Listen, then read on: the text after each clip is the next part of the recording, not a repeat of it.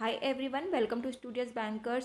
सो friends, इस video में हम SBI PO जो कि 4 जनवरी 2021 को कंडक्ट हुआ उसकी सेकंड शिफ्ट का एग्ज़ाम एनालिसिस देखेंगे। मैं इसमें आपको अपना सेल्फ गिवन एग्ज़ाम एनालिसिस दूंगी। हम देखेंगे कि क्वेश्चंस किस टाइप के आए थे, क्या लेवल था एग्ज़ाम का, गुड नंबर ऑफ अटेम्प्ट्स क्या हो सकते हैं एंड मेरे अटेम्प्ट्स कितने रहे। तो वीडियो स्टार्ट करते हैं। फ्रेंड्स, जिस सीक्वेंस में एग्ज़ाम आया था हम उसी सीक्वेंस में यहाँ पे उसका एनालिसिस डिस्कस करेंगे। सबसे पहले हम देखेंगे इंग्लिश सेक्शन का एनालिसिस, देन मैथ्स का सेक्शन, फिर रीजनिंग सेक्शन का एनालिसिस देखते हैं। तो अब सबसे पहले देखते हैं इंग्लिश सेक्शन का एनालिसिस, देखते हैं क्या आया था इंग्लिश के सेक्शन में। सो फ्रेंड्स, इंग्लिश में RC आया था 7 मार्क्स का। इसके 7 क्वेश्चंस एग्जाम में देखने को मिले थे। सेंटेंस रीअरेंजमेंट से 5 क्वेश्चंस थे, वर्ड रिप्लेसमेंट से 5 क्वेश्चंस थे, सेंटेंस इम्प्रूवमेंट से 3 क्वेश्चंस देखने को मिले थे। एरर्स के क्वेश्चन ऐसे थे जिसमें कि विच वन इज़ करेक्ट पूछा गया था, तो इससे 4 क्वेश्चंस पूछे गए थे। डबल फिलर्स से 4 क्वेश्चंस एग्जाम में देखने को मिले थे एंड 2 क्वेश्चंस मेज द कॉलम से एग्जाम में देखने को मिले थे।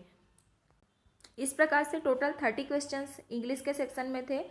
एंड इसके लेवल की बात करें तो फ्रेंड्स, इसका लेवल मॉडरेट टू डिफ़िकल्ट की कैटेगरी में हम रख सकते हैं इसे। अच्छा खासा लेवल इंग्लिश सेक्शन का देखने को मिला था यहाँ पर। एंड इसमें एरर्स की बात करें तो एरर्स तो समझ में ही नहीं आ रही थी कि कौन सा सही होगा और कौन सा नहीं। मीन्स कह सकते कि इसका लेवल बहुत ही अच्छा था। एंड RC में 2 क्वेश्चंस थे, synonym and antonym based, and 5 questions paragraph based थे। तो इसमें जो सिनोनिम वाले क्वेश्चंस थे उसे मैं बताती हूँ आपको। एक क्वेश्चन था जिसमें ऑथेंटिसिटी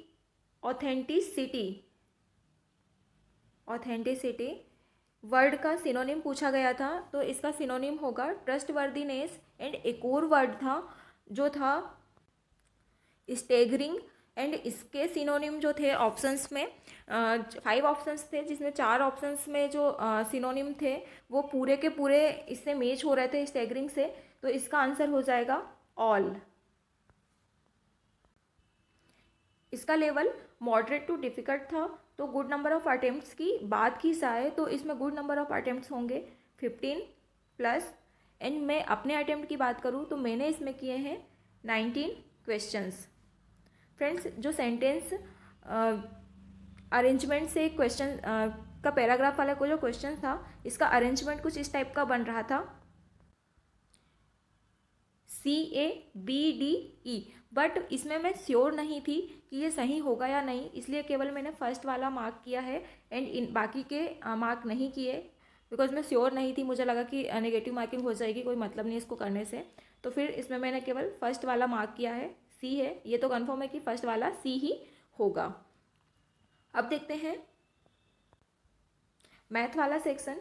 तो फ्रेंड्स, मैथ्स या क्वांटिटेटिव एप्टीट्यूड वाले सेक्शन में 5 मार्क्स की क्वाड्रेटिक इक्वेशन पूछी गई थी। इसका लेवल इजी था। 6 मार्क्स की रॉन्ग नंबर सीरीज पूछी गई थी, जो कि 2 क्वेश्चंस तो अच्छे थे जिसमें डायरेक्ट मिल गया था, लेकिन बाकी क्वेश्चंस बहुत ही कंफ्यूजिंग थे। मिसलेनियस से 10 क्वेश्चंस देखने को मिले थे एंड 3 DI एग्ज़ाम में देखने को मिली थी। अब DI की बात करें तो इसमें एक टेबुलर DI पूछी गई थी, जिसमें कुछ पर्सन्स थे, मेल एंड फीमेल, जो कि कोई इलेक्टोरल कैंपेन में पार्टिसिपेट कर रहे थे।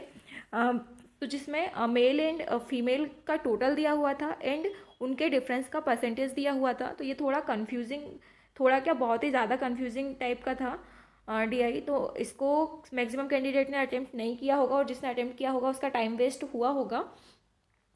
एंड एक DI थी बार ग्राफ बेस्ड, जिसमें 5 मंथ्स दिए हुए थे, उसमें कुछ प्रोडक्ट मैन्युफैक्चर कर रहे थे एंड उसमें से कुछ प्रोडक्ट्स सोल्ड कर रहे थे। इस टाइप की बार ग्राफ वाली DI थी। इसके क्वेश्चंस इजी थे बट लेंदी थे।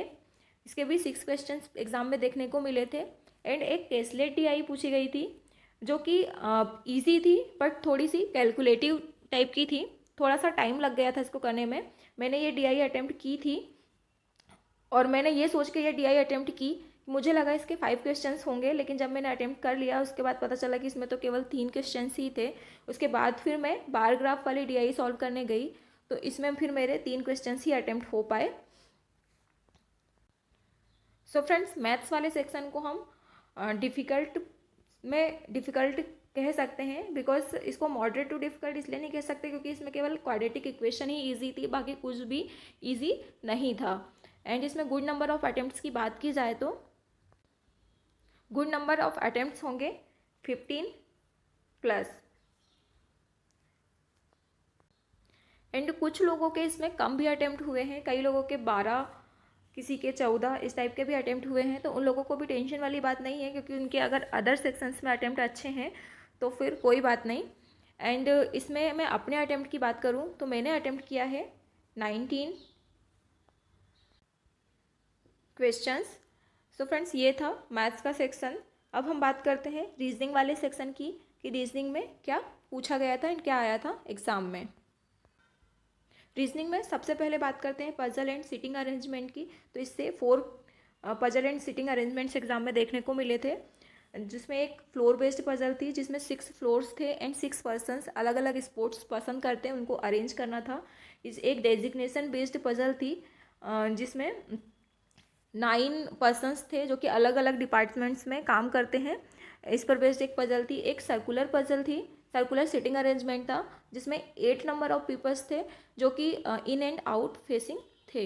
एंड एक मंथ बेस्ड पजल पूछी गई थी जिसमें 2 डेट्स दी हुई थी एंड पर्सन्स थे एंड उनको कुछ कलर पसंद थे। इस पर बेस्ड एक पजल देखने को मिली थी।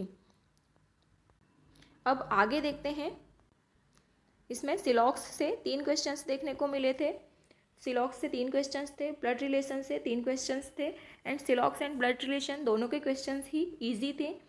डायरेक्शन एंड डिस्टेंस से 3 क्वेश्चंस थे एंड ये थोड़ा सा कंफ्यूजिंग था। एंड मिसलेनियस वाले पोर्शन से 4 क्वेश्चंस पूछे गए थे, जिसमें कि एक वर्ड में दिया हुआ था उसमें कितने पेयर्स हैं वो बताना था। एक कोडिंग डिकोडिंग का क्वेश्चन था, एक वर्ड फॉर्मेशन से क्वेश्चन पूछा गया था एंड एक क्वेश्चन ऐसा था जिसमें वॉवेल्स में +1 एंड कॉन्सोनेंट में -1 टाइप का कुछ क्वेश्चंस था। इसको मैंने पढ़ा भी नहीं अच्छे से, बस एक बार देखा था, मुझे लगा मैं इसको लास्ट में करूँगी, लेकिन सारी पजल्स बनाई तो फिर इसके लिए टाइम नहीं मिल पाया, तो मैंने इसको अटेम्प्ट नहीं किया। तो ये एग्जैक्ट क्वेश्चन मुझे नहीं पता कि क्या है।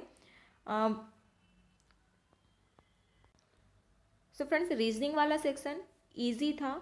इसमें आसानी से 23+ क्वेश्चंस किए जा सकते थे। पजल्स का लेवल भी इजी ही था। यदि आप 2 पॉसिबिलिटी लेकर पजल्स सॉल्व किए होंगे एग्ज़ाम में तो आपसे एक एक बार में ही पजल बन गई होगी। इसमें मैं अपने अटेम्प्ट की बात करूं तो मैंने 29 अटेम्प्ट किए हैं रीजनिंग वाले सेक्शन में। एक्चुअली डायरेक्शन एंड डिस्टेंस का पोर्शन मैंने लास्ट में सॉल्व किया एंड उसमें मैं थोड़ा सा कंफ्यूज हो गई थी, तो उसका मैं एक ही क्वेश्चन मार्क कर पाई। वरना थोड़ा सा टाइम यदि और होता तो शायद 31 क्वेश्चन अटेम्प्ट हो जाते, बट कोई नहीं। इसके गुड अटेम्प्ट्स की बात करें हम तो 23 या 23+ गुड अटेम्प्ट्स माने जाएंगे रीजनिंग वाले सेक्शन में। अब हम बात करते हैं ओवरऑल अटेम्प्ट्स की। तो ओवरऑल गुड अटेम्प्ट्स से होंगे 60+, क्योंकि फ्रेंड्स पेपर का लेवल बहुत ही ज़्यादा हाई था। लास्ट ईयर के से कंपेयर किया जाए तो फिर तो कह सकते हैं कि बहुत ही अप लेवल था इसका, क्योंकि लास्ट ईयर का जो SBI PO का पेपर था उसमें आराम से 75, 80, कई बच्चे तो 85, 90 तक अटेम्प्ट करके आ रहे थे, लेकिन इसमें इतने अटेम्प्ट नहीं हो पा रहे हैं क्योंकि इसका लेवल काफ़ी अप है। तो इसमें 60+ गुड अटेम्प्ट्स माना जाएगा। अगर आपने 60+ अटेम्प्ट किया है एक्यूरेसी के साथ तो पूरे चांसेस है कि आपका एग्ज़ाम क्लियर हो जाएगा जनरल कैटेगरी से। तो फ्रेंड्स, अगर आपने इतना अटेम्प्ट किया है तो आप मेंस की प्रिपरेशन स्टार्ट कर दीजिए, क्योंकि रिज़ल्ट मेंस के एग्ज़ाम के 10 दिन पहले ही आएगा, क्योंकि 29 जनवरी को इसका मेंस एग्ज़ाम होना है। एंड 29 जनवरी के लिए अब ज़्यादा टाइम नहीं है, तो अभी से मेंस की प्रिपरेशन बहुत अच्छे से स्टार्ट कर दीजिए, मॉक वगैरह लगाना स्टार्ट कर दीजिए एंड जीए भी सीरियस होकर पढ़ना चालू कर दीजिए, क्योंकि अब जब मेंस का रिज़ल्ट आएगा तो उसके बाद बिल्कुल भी टाइम नहीं मिलने वाला है। एक हफ्ते में जीए तक रिवाइज़ नहीं हो पाता है अच्छे से, तो फिर बाकी फिर सेक्शन की तैयारी तो छोड़ ही दो।